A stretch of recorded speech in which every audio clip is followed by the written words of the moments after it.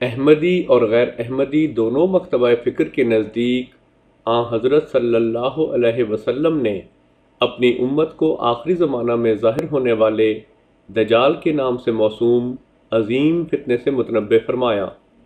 آئیے دیکھیں کہ ہر دو مکتبہ فکر احادیث مبارکہ میں مذکور دجال کی بنیادی علامات کو کس طرح بیان کرتے ہیں اور ان کے ہاں ان علامات کی کیا تفہیم و ادراک ہے۔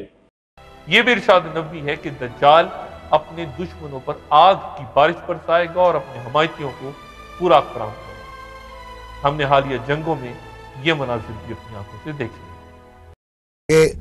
دجال وہ گدھا ہے جس کے کانوں کے درمیان اتنا فاصلہ ہے اور وہ ہوا اور بادل کی نہیں ہے، دجال کی سواری ہے، وہی بات میں عرض کر رہا ہوں کہ سواری ہے تو وہ سواری بادل اور ہوا کی رفتار کے ساتھ سفر کرے گی اور جو آگ کھائے گی اور پانی پیے گی۔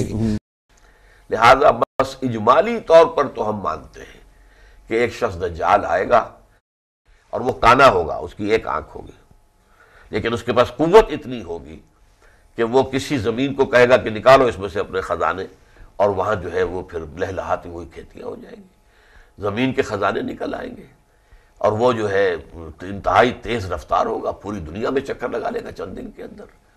پھر یہ کہ وہ رزق کے خزانوں کو اپنے قابو میں لے آئے گا کہ صرف اسی کو رزق دے گا جو اس کو تسلیم کرے کہ ہاں تو خدا ہے، اس کی خدائی کو تسلیم کرے۔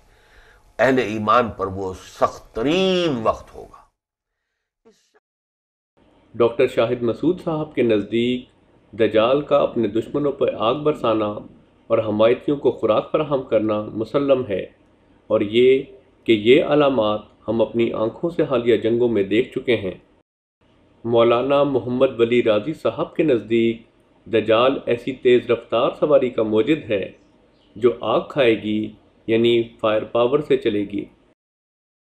ڈاکٹر اسرار احمد صاحب کے نزدیک دجال اتنی قوت کا حامل ہوگا کہ اس کے حکم سے زمین لہلہاتی کھیتیاں اگائے گی اور اپنے خزائن نکال باہر کرے گی۔ یہاں یہ بات ملحوظ خاطر رہے کہ جسمانی قوت و طاقت کے ذریعے زمین کو غیر معمولی پیداوار و معدنیات نکالنے پہ مجبور کرنا ایک غیر معقول بات ہے۔ ہاں، سائنس اور ٹیکنالوجی کی قوت اور طاقت سے یہ کام ممکن ہے، جیسا کہ آج ہم سب مشاہدہ بھی کر رہے ہیں۔ نیز ڈاکٹر اسرار احمد صاحب کے نزدیک دجال وہ ہے جو رزق کے خزانوں یعنی دنیا کی معیشت پر قابض ہو جائے گا۔ آئیے اب ہم دیکھیں کہ آن حضرت صلی اللہ علیہ وسلم کی 1400 سال قبل فرمائی گئیں دجال کے بارے میں ان عظیم الشان، واضح اور غیر مبہم علامات کی روشنی میں عہد حاضر کے ایک جید غیر احمدی عالم دین ڈاکٹر اسرار احمد صاحب کا فہم و ادراک امت کی کیا رہنمائی کرتا ہے۔ اس شخص دجال کے بارے میں ابھی میں پورے طور پر اپنا ذہن کو واضح نہیں کر سکا ہوں کہ اس کی کیا شکل ہوگی اور کب وہ ظاہر ہوگا۔ انسان ہوگا وہ اب یہ بھی انسانی شکل میں تو ہوگا، ہو سکتا ہے کوئی جن ہو سکتا ہے کوئی اور اس طرح کی دوسری کوئی مخلوق ہو، لیکن آئے گا انسانی شکل میں۔ یہ تو تھا غیر احمدی علماء کا علم و فہم اور ادراک۔ اب دیکھیے جماعت احمدیہ آن حضرت صلی اللہ علیہ وسلم کی دجال کے متعلق ان پیشگوئیوں کے بارے میں ہماری کیا رہنمائی کرتی ہے۔ السلام علیکم۔ وعلیکم السلام ورحمۃ اللہ۔ میرا نام مشتاق احمد ہے، میں فارس گیٹ سے تعلق رکھتا ہوں، ایسٹ لندن سے۔ آپ کی مجلس میں آنے کا پہلی دفعہ شرف حاصل ہوا ہے۔ میرا کویسچن یہ ہے کہ عام طور پہ یہ خیال کیا جاتا ہے کہ جب حضرت مسیح موعود علیہ السلام جو آئیں گے اس وقت دجال بھی آئے گا۔ دجال جو ہے وہ کانا ہوگا، اس کے کان لمبے ہوں گے، اور عام طور پہ ذہن میں یہ چیز آتی ہے کہ کوئی دیو قسم کی چیز یا کوئی جن قسم کی چیز جی یہی الفاظ ہیں۔ آپ ایک چیز تو آپ یہ ایکسپلین کر دیں ہے کہاں وہ دجال؟ ہاں جی، وہ دجال کہاں ہے، اس کے ساتھ کیا ہونا تھا، کیا ہوا؟ اور وہ گدھا بھی آپ نے پوچھا، اس کی طرف میں آ رہا تھا۔ اچھا آ جائیں بھی، اس کے وقت تھوڑا رہے، جلدی آ جائیں بھائی۔ تو اس کا جو گدھا ہے وہ بہت ہی بڑا ہوگا۔ تو نہیں، اگلی بات یہ بتائیں، آگ کھا کے چلے گا جی، تو اب ہمارے لیے دو چیزیں پیش کرنی ہیں۔ ایک ایسا گدھا جو اتنا بڑا ہو جتنا حدیث میں بیان فرمایا گیا ہے کہ اس کے 2 کانوں کے درمیان 105 فٹ کا فاصلہ ہو، اس کے پیٹ میں آگ ہو، وہ آگ کھا رہا ہو، اور پھر بھی سواریاں اس کے اندر بیٹھیں، وہ اتنا تیز چلے کہ مہینوں کا فاصلہ گھنٹوں میں طے کرے، ہر منزل پہ سے روانہ ہونے سے پہلے اعلان کرے کہ میں چلنے لگا ہوں، جس نے آنا ہے آ کے مجھ میں بیٹھ جائے۔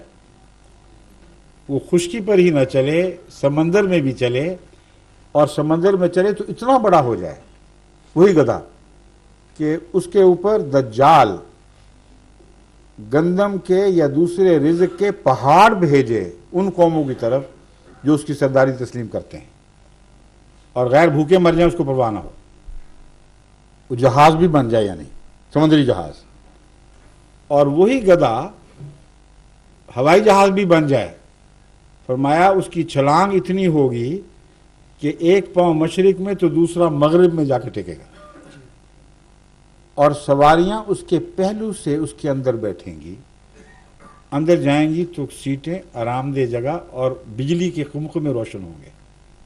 یہ ساری باتیں بتائے نا؟ جی اگر آپ بتاتے تو پہچان بھی جاتے،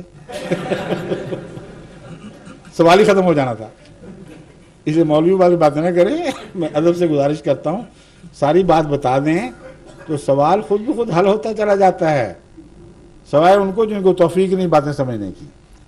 اس زمانے کی سواریوں کے متعلق اس سے زیادہ واضح اور عظیم پیشگوئی ناممکن تھی،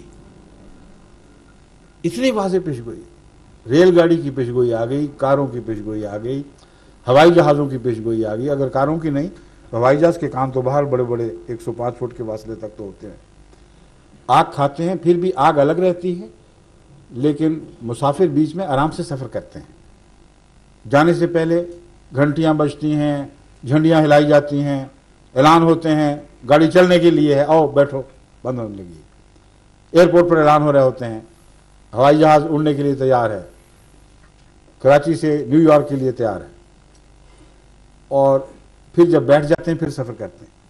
اتنی تفصیلی پیشگوئی ساری انبیاء کی تاریخ میں سے کوئی نکال کے دکھائیں اس شان سے پوری ہوئی ہو، اور ابھی گدھا نظر ہی نہیں آ رہا۔ تو وہ دجال جو اس گدھے کا مالک ہے، جس کے متعلق فرمایا کہ وہ اس گدھے کی طاقت سے اس پر سوار ہو کر دنیا کو فتح کرے گا۔ وہ کون لوگ ہیں؟ ہم نے تو نہیں ایجاد کی ہیں سواریاں، مغربی قومیں، وہ ساری مغربی قومیں وہ ہیں جو عیسائی بھی ہیں۔